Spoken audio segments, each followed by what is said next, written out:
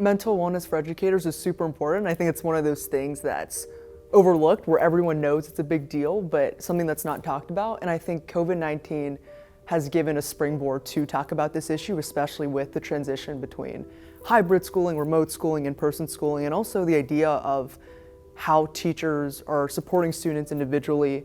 So because of the pandemic and because of everything that's been happening with all of the switches, this idea of mental wellness for educators has gained traction, where we're now able to talk about it and be like, oh, look, a lot of the underlying issues that educators, especially teachers, have been going through, whether that is maybe a lack of support or disconnect between administration or different problem areas, have been exacerbated. And now it's time where all of us can do something and at least have the conversation on what can students do, administrators do, and everyone within the school community that's not only just teachers.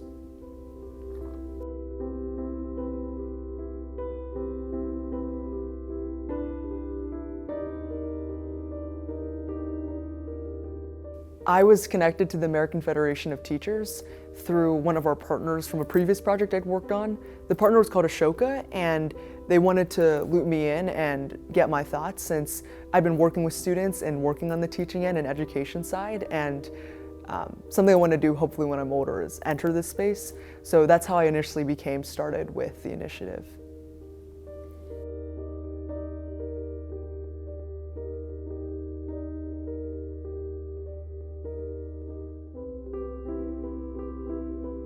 I think the first thing that we can all do within a school community is emphasize, and this can sound a little bit cheesy or cliche, or what does it even mean, is adopting a change-maker mindset. The idea that when we're faced with problems, we can train our mind to think about the possible solutions instead of accepting what happens to us. And it's really tiny, but I think once all of us, not only students, teachers, administrators, are able to think what can we do next and who can we do it with, and focus on what we can control, that can bring a lot of hope and I think community that we've all been looking for. So I think first starting internally and reframing the narrative we tell ourselves, and then externally, first being able even to explicitly say what the problems are and be able to do so openly and where everyone feels welcomed.